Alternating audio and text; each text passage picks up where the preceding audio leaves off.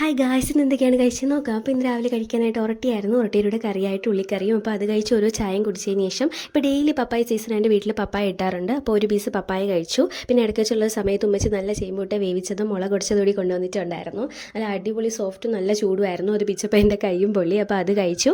അത് കഴിഞ്ഞ് ഉച്ചയ്ക്ക് കഴിക്കാനായിട്ട് ചോറിൻ്റെ കൂടെ മീൻ കറിയും അതുപോലെ മെഴുക്ക് വരട്ടിയും പൊരിച്ച മീനും ഒക്കെ ആയിരുന്നു. ഇന്നത്തെ പൊരിച്ച മീൻ കണ്ടപ്പോൾ എനിക്ക് കുറച്ച് സവാളയൊക്കെ അരിഞ്ഞിടാൻ തോന്നി.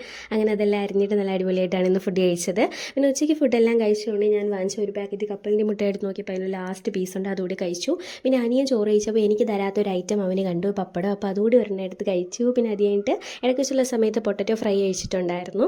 ഇന്ന് നൈറ്റ് കഴിക്കാനായിട്ട് ഇന്ന് ഷവർമ്മ വാങ്ങിച്ചു. നമ്മൾ എന്നും വാങ്ങുന്നതെന്നും ഇന്ന് വേറൊരു ഹോട്ടലിൽ നിന്നാണ് ഷവർമ്മ വാങ്ങിച്ചിട്ടുണ്ടായിരുന്നത്. പക്ഷേ എന്നും വാങ്ങുന്ന സ്ഥലത്ത് തന്നെയാണ് അടിപൊളി കേട്ടോ. കാരണം അതിൻ്റെ അകത്ത് നല്ല ഫ്രഞ്ച് ഫ്രൈസും ഒക്കെ വെച്ച് നല്ല ജ്യൂസി ആയിട്ടുള്ള ഷവർമ്മയാണ്. ഇത് കിട്ടിയ ഉടനെ ആദ്യം ഞാൻ ഫ്രഞ്ച് ഫ്രൈസ് ഉണ്ടോയെന്നാണ് തുറന്ന് നോക്കിയത്, പക്ഷേ ഇല്ലായിരുന്നു. അപ്പോൾ എല്ലാവരും ചാനൽ സബ്സ്ക്രൈബ് ചെയ്ത് ലൈക്ക് ചെയ്യുക.